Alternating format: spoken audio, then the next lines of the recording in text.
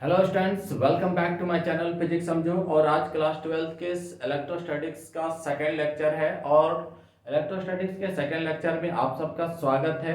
Student, हम लोगों ने फर्स्ट वीडियो में पढ़ा था कि व्हाट इज इलेक्ट्रिक चार्ज, है ना।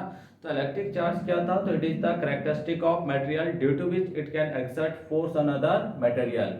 यानी जो इलेक्ट्रिक चार्ज है वो किसी भी मटेरियल का क्या होता है? कैरेक्टरिस्टिक होता है। और जब वो कैरेक्टरिस्टिक किसी मटेरियल में आ जाता है तो वो मटेरियल जो है वो किसी दूसरे बॉडी पे फोर्स एक्सर्ट कर सकता है। तो स्टूडेंट, हम लोग आज के वीडियो में चार्ज प्रॉपर्टीज ऑफ चार्ज को कवर करने वाले हैं। तो चलिए स्टार्ट करते हैं प्रॉपर्टीज ऑफ चार्ज। तो स्टूडेंट, हमारा टॉपिक क्या है इसका? Properties of charge.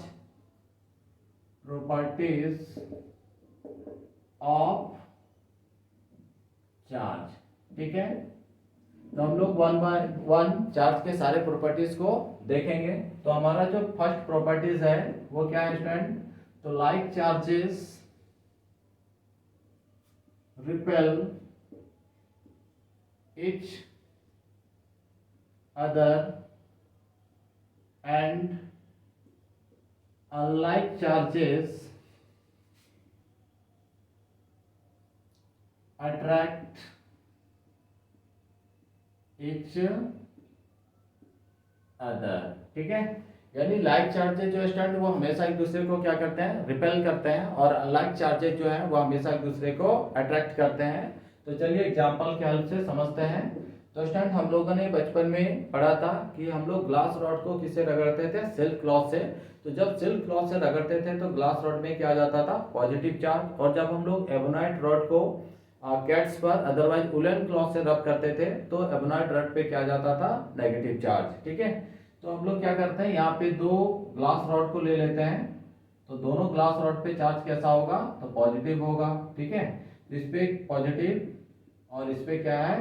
पॉजिटिव है, ठीक है स्टूडेंट। तो जब दो ग्लास रॉड को एक दूसरे के क्लोज लाते हैं तो हम क्या देखते हैं कि ये दोनों जो ग्लास रॉड है वो एक दूसरे को क्या कर रहे हैं? दूर भगा रहे हैं, ठीक है स्टूडेंट। बट अगर हम एक ग्लास रॉड को लेके आ रहे हैं और उसके बगल में हम लोग क्या करते हैं? एक एबोनाइट रॉड को लेके आते हैं जिसपे कैसा चार्ज होता है? माइनस, ठीक है, नेगेटिव चार्ज होता है। तो जब हम एक एबोनाइट रॉड को ग्लास रॉड के पास लेके आते हैं तो हम क्या देखते हैं कि ये दोनों जो रॉड है वो एक दूसरे को क्या कर रहा है? अट्रैक्ट कर रहा है, ठीक है। तो इस एग्जांपल के हेल्प से आप समझ सकते हैं कि like charges repel each other and unlike charges attract each other, ठीक है स्टूडेंट। तो चलिए फर्स्ट प्रॉपर्टीज को आप नोट डाउन कीजिए, फिर हम लोग नेक्स्ट प्रॉपर्टीज को देखते हैं।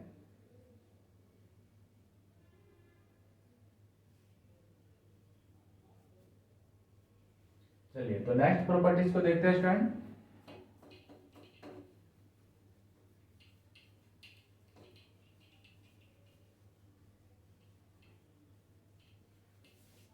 तो स्टूडेंट नेक्स्ट प्रॉपर्टी है एडिटिव इन नेचर, ठीक है। यानी जो चार्ज होते हैं वो चार्ज नेचर में कैसे होते हैं स्टूडेंट? एडिटिव होते हैं, ठीक है। एडिटिव का मतलब यहाँ पे क्या है? तो एडिटिव में एक वर्ड छिपा हुआ है हमारा एडिशन, है ना। तो एडिशन मीन्स व्हाट? सम करना। तो इसको चलिए समझते हैं एग्जांपल के हेल्प से। मान लीजिए हमारे पास स्टूडेंट एक बॉडी है और इस बॉडी के अंदर कुछ पॉइंट ले रहे हैं और वहां पे कुछ चार्जेस प्लेस्ड हैं। मान लीजिए 5 कूलम, -1 कूलम, 3 कूलम, -2 कूलम और 6 कूलम, ठीक है। इस बॉडी के अलग अलग लोकेशन पे कुछ चार्जेस प्लेस है। तो एडिटिव इन नेचर का मतलब है स्टूडेंट कि जो भी किसी भी बॉडी के अलग अलग लोकेशन पे जितने भी चार्जेस हैं आप उन सारे चार्जेस का क्या कर दीजिए? तो अलजेब्रिक सम कर दीजिए। तो आपको पता चल जाएगा कि उस बॉडी का नेट चार्ज कितना है, ठीक है। तो यहाँ पे हम अलजेब्रिक सम ही क्यों करते हैं? क्योंकि चार्ज जो है वो कैसा क्वांटिटी है? स्केलर क्वांटिटी है। और स्केलर क्वांटिटी में हम लोग सिंपल एडिशन करते हैं, है ना, जिसको हम लोग अलजेब्रिक सम बोलते हैं, ठीक है। तो अगर हमको इस बॉडी का नेट चार्ज फाइंड करना है तो इसके अलग अलग लोकेशन पे जितने भी चार्जेस हैं चाहे वो पॉजिटिव हो या फिर नेगेटिव हो उन सब का क्या करना है? अलजेब्रिक सम कर देना है। तो जो भी हमारा रिजल्ट आएगा वो इस बॉडी का क्या होगा? नेट चार्ज होगा, ठीक है। जैसे देखिए total charge on a body, ठीक है। तो क्या करेंगे? Algebraic sum 5 coulomb plus -1 coulomb plus 6 coulomb plus 3 coulomb plus क्या हो जाएगा? -2 कूलम, ठीक है। तो 5 + 6 11 + 3 14 कूलम और माइनस कितना हो जाएगा स्टूडेंट 3 कूलम, ठीक है, यानी वी गेट 11 कूलम। तो ये जो आया हमारा Q इक्वल टू 11 कूलम, ये इस बॉडी का क्या है नेट चार्ज है। तो ये हमें बताता है एडिटिव इन नेचर कि आप अगर कोई बॉडी आपको गिवन है तो उस बॉडी के अलग अलग लोकेशन पे जितने भी चार्जेस हैं आप उन सब का क्या कीजिए अलजेब्रिक सम कर दीजिए, तो आपको उस बॉडी का नेट चार्ज मिल जाएगा, ठीक है। तो चलिए इसको लिख लेते हैं। Total charge on a charged body is the algebraic sum of the charges located at different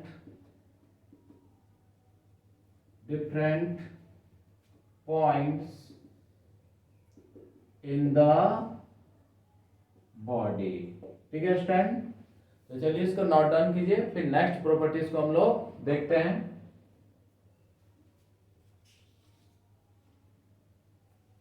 चलिए तो अब नेक्स्ट प्रॉपर्टीज को देखते हैं।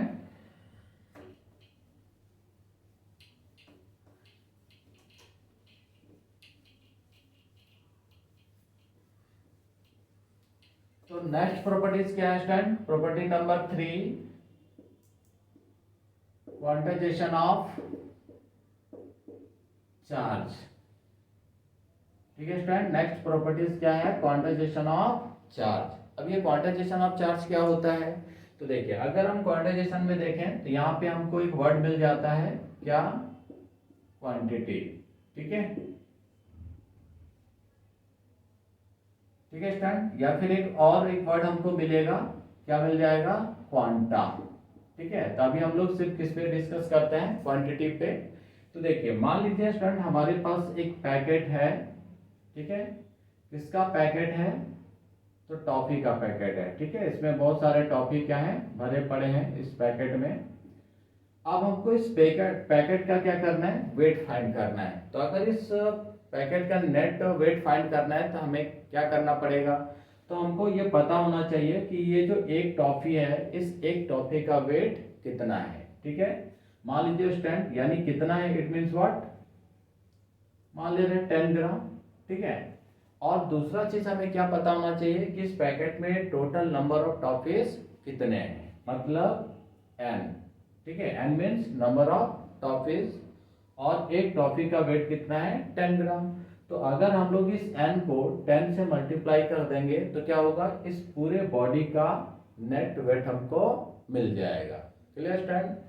तो अब इसको हम लोग टॉफी का पैकेट ना समझ के अगर हम इसको मान लें कि एक बॉडी है और ये जो टॉफीज है ये क्या है?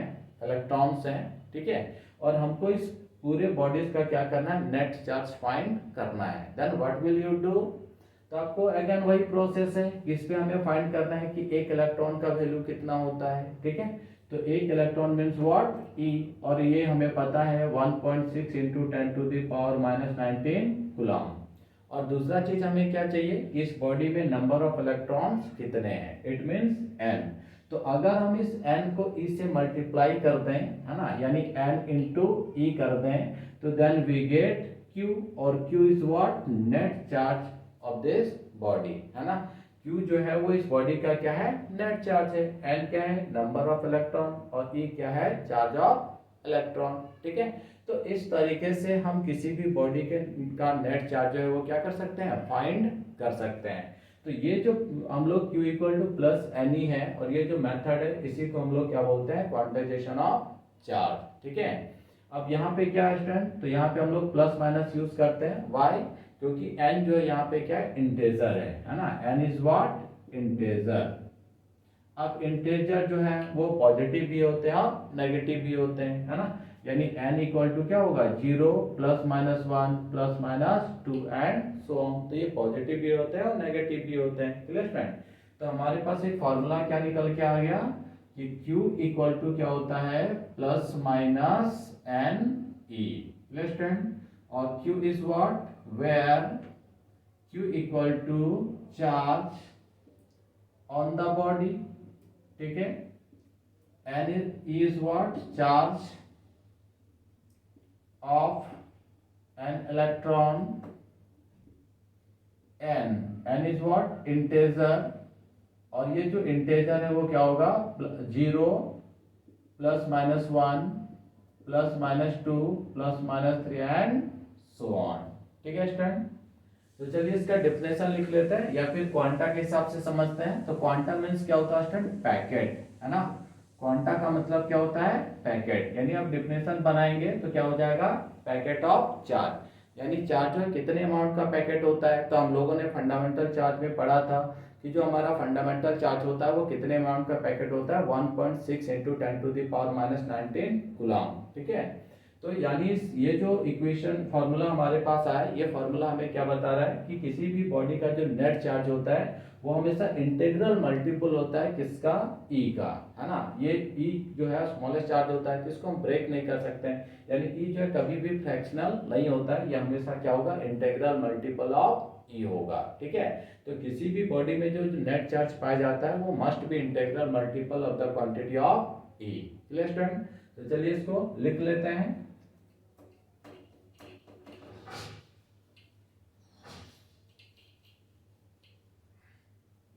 चलिए, तो इसका डेफिनेशन क्या हो जाएगा? The total charge on a body must be an integral multiple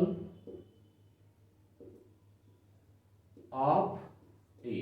ठीक है student, integral multiple of E, यानी that is Q equal to plus minus NE, where Q equal to charge on the body, charge on the body. ठीक है, E charge of an electron and N is what? Integer, where N equal to 0 plus minus 1 plus minus 2 and plus minus 2 and so on. Clear student? चलिए, तो इस पे based हम लोग कुछ numericals को भी देखेंगे। ठीक है, तो पहले आप इसका डेफिनेशन नोट डाउन कीजिए, फिर हम लोग इस फॉर्मूले पे बेस्ड कुछ क्वेश्चंस को भी सॉल्व करते हैं।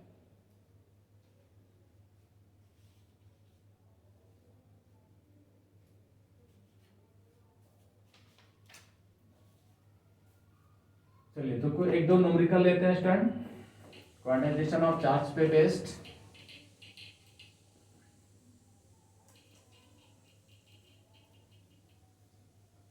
तो न्यूमेरिकल क्या है student? Calculate the charge on a body if 10 to the power 5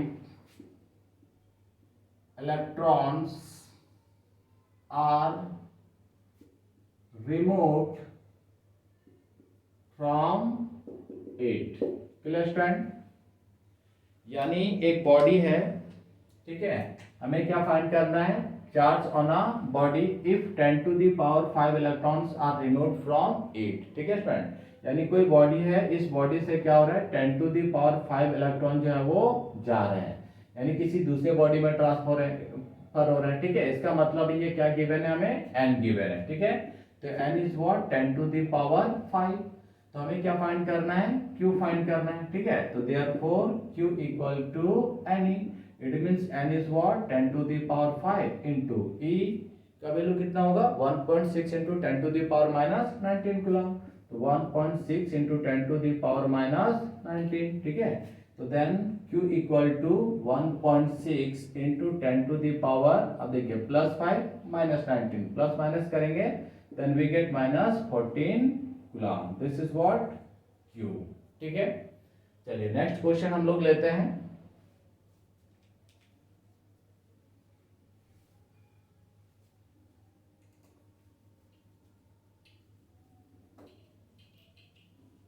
तो नेक्स्ट क्वेश्चन क्या है स्टूडेंट? इसी में थोड़ा सा मॉडिफाई कर देते हैं, है ना।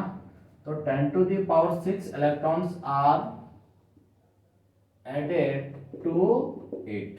ठीक है, इस बार क्वेश्चन क्या कर रहा है कि एक बॉडी है और उस बॉडी में क्या हो रहा है 10 to the power 6 electron add हो रहे हैं, ठीक है।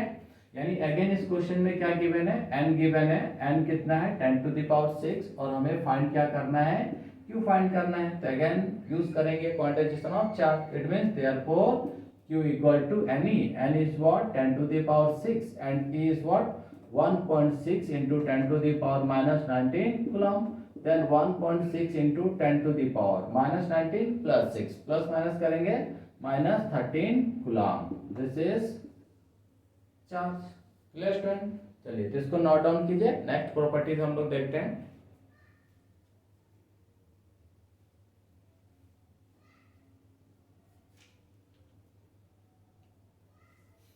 चलिए तो next properties,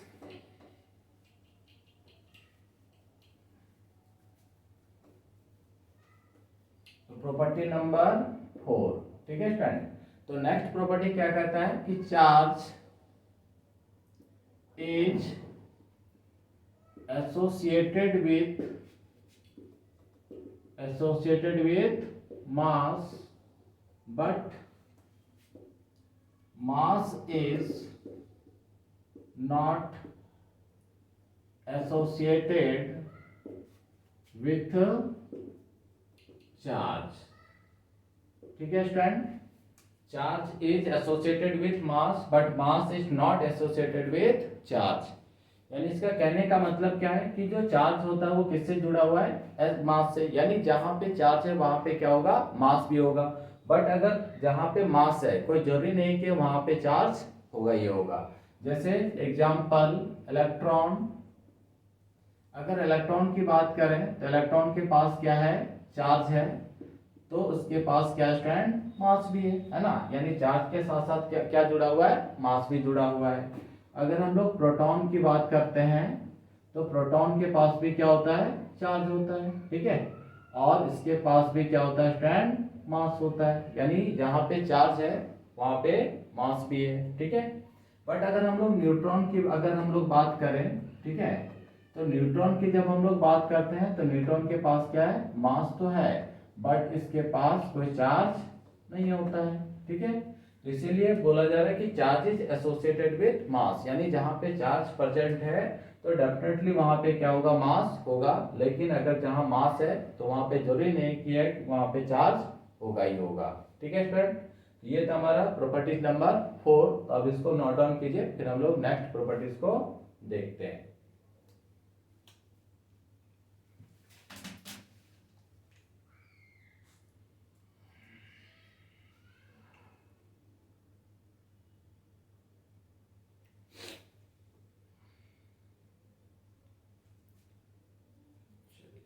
next property student, property number 5।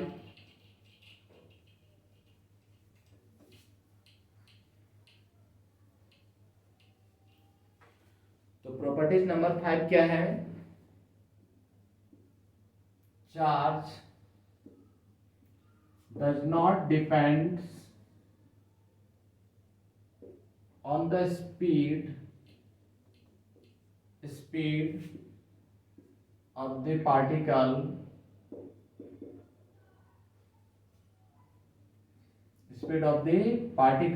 but mass depends on the speed of the particle, ठीक है स्टूडेंट। यानी जो चार्ज है वो चार्ज क्या करता है, वो डिपेंड नहीं करता किस पे, स्पीड ऑफ दी पार्टिकल पे। पार्टिकल की स्पीड पे डिपेंड नहीं करता कि पार्टिकल कितना स्पीड चल रहा है ना, स्लो चल रहा है, फास्ट चल रहा है, उससे चार्ज को कोई लेना देना नहीं है। बट जो मास है वो मास क्या करता है, डिपेंड करता है किस पे, स्पीड ऑफ दी पार्टिकल पे, ठीक है। यानी अगर हम बात करें स्टूडेंट कि मान लीजिए अगर कोई चार्ज है Q, है ना, और ये अभी किस में है, रेस्ट पे है, तो हम इसको बोल सकते हैं Q रेस्ट इक्वल टू होगा, अगर ये चार्ज मोशन में आ जाए तब भी क्या होगा, उतना ही होगा, ठीक है। यानी जितना चार्ज रेस्ट पे था उतना ही चार्ज क्या होगा, मोशन में भी होगा, है ना। यानी Q rest equal to Q motion. But जो हमारा मास है स्टूडेंट, वो मास किस पे डिपेंड करता है, स्पीड ऑफ द पार्टिकल पे। ठीक है, तो देखिए कैसे डिपेंड करता है ये। तो हम लोग एक फॉर्मूला पढ़ते हैं स्पेशल थ्योरी ऑफ रिलेटिविटी में। ठीक है, m equal to m not upon under root 1 minus b square upon c square. Clear student, यहाँ पे देखिए दो कंडीशन हम लोग क्रिएट कर सकते हैं। कंडीशन नंबर 1, मान लीजिए कि अगर v का वैल्यू क्या है, बहुत बड़ा है किससे, c से, है ना। v का जो वैल्यू है, v means speed of the particle और c क्या है, स्पीड ऑफ लाइट। तो पार्टिकल का स्पीड क्या है, या फिर पहला हम लोग कंडीशन क्रिएट कर लेते हैं c ग्रेटर देन v, यानी स्पीड ऑफ लाइट क्या ज्यादा है किससे, स्पीड ऑफ पार्टिकल से। ठीक है, तो अगर c ज्यादा और v कम है तो क्या होगा, ये वैल्यू जो है वो बहुत बड़ा मिलेगा। तो ये वैल्यू बहुत बड़ा हो जाएगा, ये वैल्यू क्या होगा स्टूडेंट, बहुत छोटा। तो जब हम इसको इतने बड़े वैल्यू से डिवाइड करेंगे तो फाइनली ये कितना आ जाएगा, बहुत छोटा आएगा, है ना। यानी हम बोल सकते हैं कि यहाँ जो m है वो किसके इक्विवेलेंट हो जाएगा, m नॉट अपॉन रूट 1, यानी हम इसको लिख सकते हैं m not. Clear student, but अगर कंडीशन नंबर 2 जस्ट अपोजिट हो जाए, पार्टिकल का वेलोसिटी क्या हो जाए, स्पीड ऑफ लाइट से बहुत ज्यादा, तो उस सिचुएशन में ये वैल्यू क्या होगा, बड़ा हो जाएगा, न्यूमरेटर का और डिनोमिनेटर वाला वैल्यू क्या हो जाएगा, छोटा। तो ये जो पूरा पार्ट है वो लेट कितना आ गया, मान ले रहे हैं 2 आ गया। ठीक है, तो देखिए जब स्पीड ऑफ लाइट ज्यादा था, पार्टिकल का स्पीड कम था, तो मास कितना था, m नॉट। बट जैसे ही पार्टिकल का स्पीड क्या हो गया, स्पीड ऑफ लाइट से ज्यादा हो गया, तो हमारा मास जो है वो m नॉट नहीं रहा, क्या हो गया, हाफ हो गया। ठीक है, तो इस तरह से हम बोल सकते हैं कि जो मास है वो किस पे डिपेंड करता है, स्पीड ऑफ द पार्टिकल पे, बट जो चार्ज होता है वो स्पीड ऑफ पार्टिकल पे डिपेंड नहीं करता है। ठीक है स्टूडेंट, तो चलिए इसको नोट डाउन कीजिए, फिर नेक्स्ट प्रॉपर्टीज को हम लोग देखेंगे।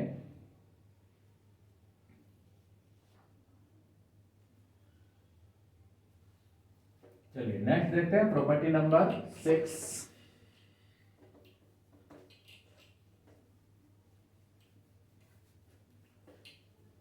Property number 6, charge resides on the outer surface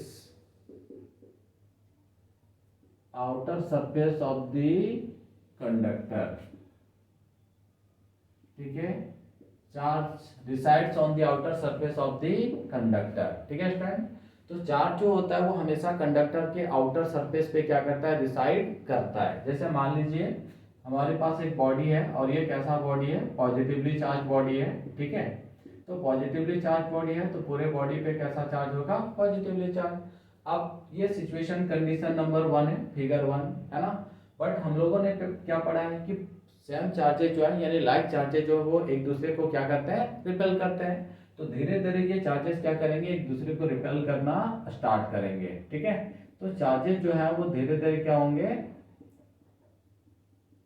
side होते चले जाएंगे कुछ इस तरीके से। अब नेक्स्ट जो सिचुएशन क्रिएट होगा वो क्या होगा, क्योंकि अभी भी एक दूसरे पे क्या कर रहे हैं, फोर्स अप्लाई कर रहे हैं, तो फाइनली एक दूसरे पे फोर्स अप्लाई करते करते धीरे धीरे ये पार्टिकल क्या होंगे, कंडक्टर के सरफेस की तरफ मूव करना स्टार्ट करेंगे, और फाइनली ये जो चार्जेस हैं वो कंडक्टर के आउटर सरफेस पे क्या करेंगे, रिसाइड करना स्टार्ट कर देंगे। ठीक है, अब यहां से ये आगे नहीं जा सकते, क्यों, क्योंकि इसके चारों तरफ क्या है, एयर है, और एयर क्या है, हमारा इंसुलेटर है। तो इंसुलेटर में चार्जेस जो है वो मूव नहीं कर पाएंगे, तो फाइनली ये जो पॉजिटिव चार्जेस हैं वो कंडक्टर के आउटर सरफेस पे ही रिसाइड करेंगे, है ना। इसके अंदर जो चार्ज है वो चार्ज कितना हो चुका है, 0, यानी Q इक्वल टू 0। ठीक है, तो charges resides on the outer surface of the conductor. अब negative charge, negatively charge body लेते तो सेम सिचुएशन होता है ना। तो बॉडी पॉजिटिवली हो या फिर नेगेटिवली हो, डजंट मैटर, चार्ज हमेशा कहाँ पे रिसाइड करेगा, आउटर सरफेस ऑफ द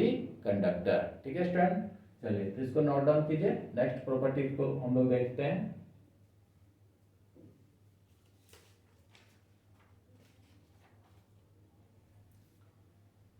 चलिए तो प्रॉपर्टी नंबर 7,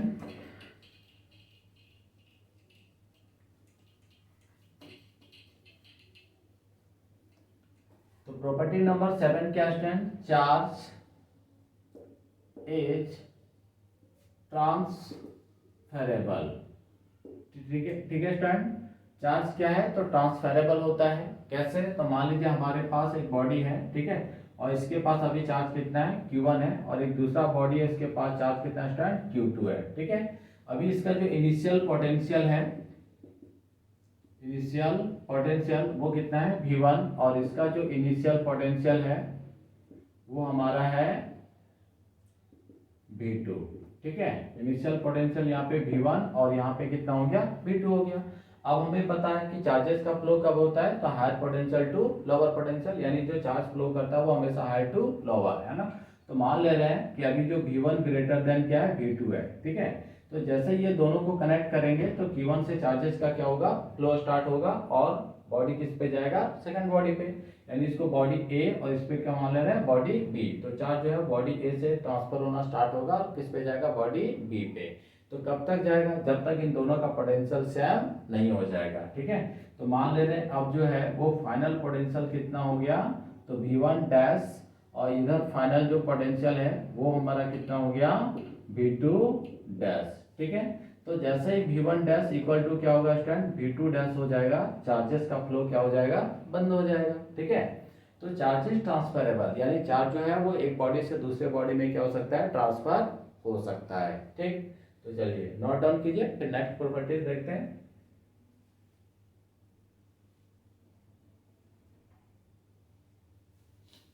प्रॉपर्टीज नंबर 8,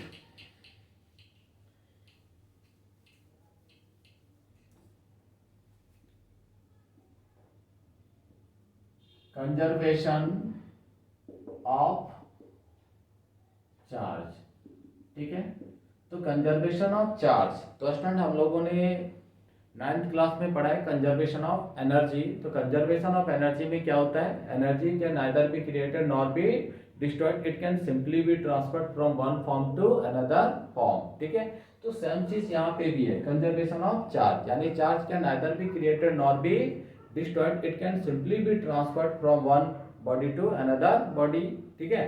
तो चार्ज जो है ना तो हम उसको क्रिएट कर सकते हैं और ना ही उसको हम डिस्ट्रॉय कर सकते हैं, उसको केवल हम एक बॉडी से दूसरे बॉडी में ट्रांसफर कर सकते हैं, ठीक है स्टूडेंट, क्लियर है। जैसे मान लीजिए अगर हम लोग का 2 हैंड है, ठीक है, तो दोनों हैंड का अगर हम बात करें तो मान लीजिए इसमें 100 चार्ज है और इसमें भी क्या है 100 चार्ज है, ठीक है। तो इनिशियली दोनों के पास 100 इट मीन्स अगर हम टोटल चार्ज की बात करें तो कितना हो गया 200, ठीक।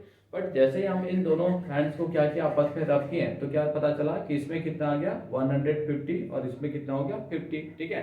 तो अगर इस पे क्यों ऐसा हुआ, क्योंकि जो इलेक्ट्रॉन है वो एक हैंड से ट्रांसफर होकर क्या हो गया दूसरे हैंड में चला गया, तो इस पे 150 हो गया और इसमें कितना हो गया 50 हो गया। बट फाइनली अगर हम इन दोनों को जोड़ें तो जोड़ने के बाद भी कितना मिलेगा 200 ही मिलेगा, 150 प्लस 50। तो इनिशियली कितना था 200 था, फाइनली आफ्टर रबिंग के बाद भी कितना है 200 है ना।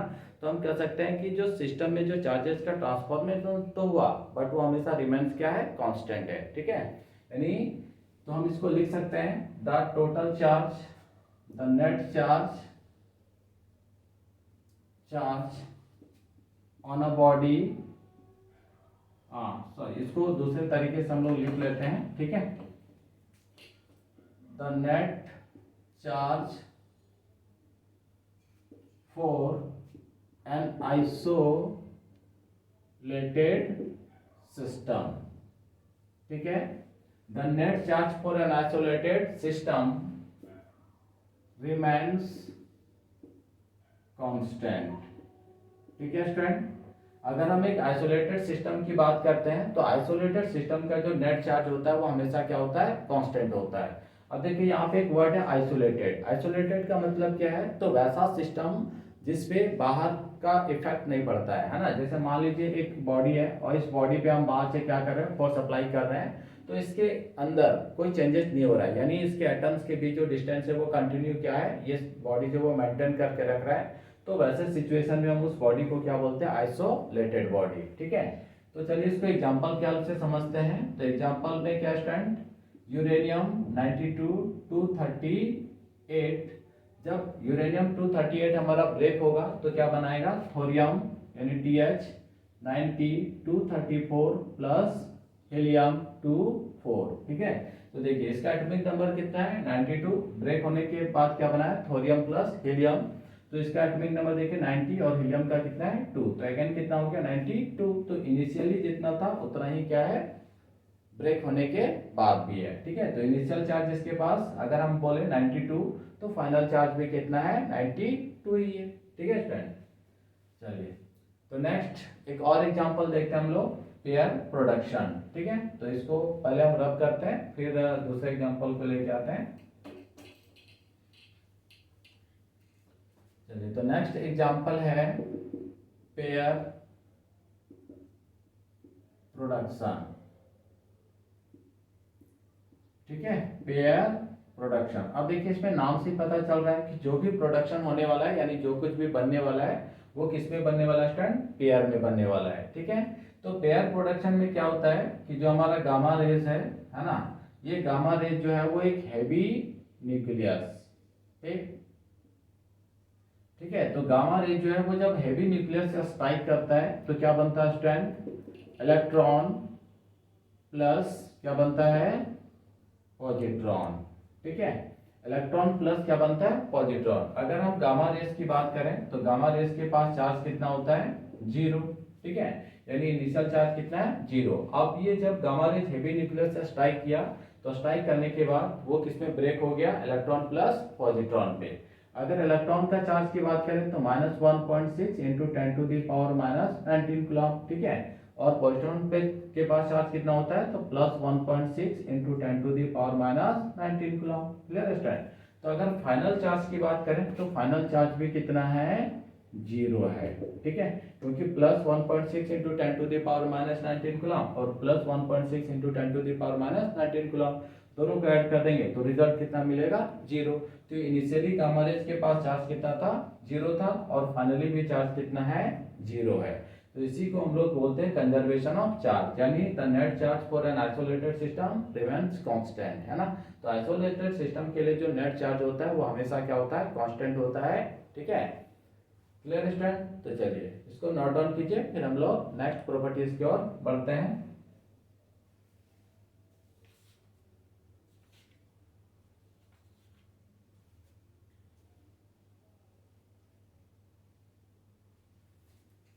चलिए तो प्रॉपर्टी नंबर 9,